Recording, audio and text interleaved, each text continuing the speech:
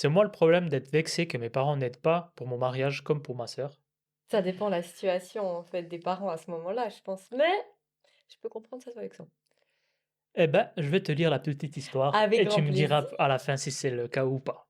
Moi, 27 ans, femme du coup, je suis récemment fiancé et en plein dans les préparatifs du mariage. Au départ, mon fiancé et moi voulions simplement nous enfuir pour nous marier, puis organiser une réception ensuite. En gros, un mariage sans cérémonie. Ma mère m'a dit qu'elle me soutiendrait dans mes choix, mais qu'elle ne voulait pas que je passe à côté de toutes les expériences de futurs mariés. De son côté, la mère et la sœur de mon fiancé étaient vraiment bouleversées à l'idée de ne pas assister à une cérémonie, elles en ont même pleuré. Après des mois à éviter le sujet, ma sœur m'a convaincu de considérer un mariage à l'étranger, au Mexique. Pour moi, ça me paraissait être le meilleur compromis. Moins de stress, un voyage sympa, et nos familles, qui avaient déjà dit qu'elles se déplaceraient pour un mariage à l'étranger, pouvaient quand même y participer. Ma sœur, 34 ans, s'est mariée il y a environ 7 ans, et mes parents ont contribué à hauteur de 20 000 $ pour son mariage.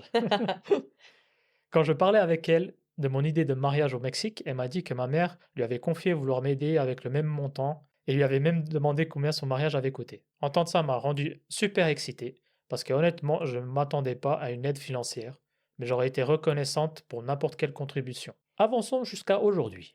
Ah, j'ai peur.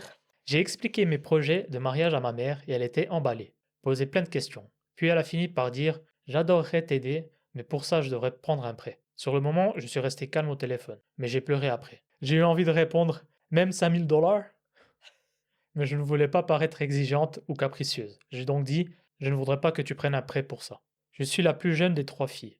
En grandissant, mes parents ont clairement dépensé plus pour mes sœurs que pour moi. Aide pour les études, prêts étudiants, frais de vie pendant, après la fac, voyages, etc.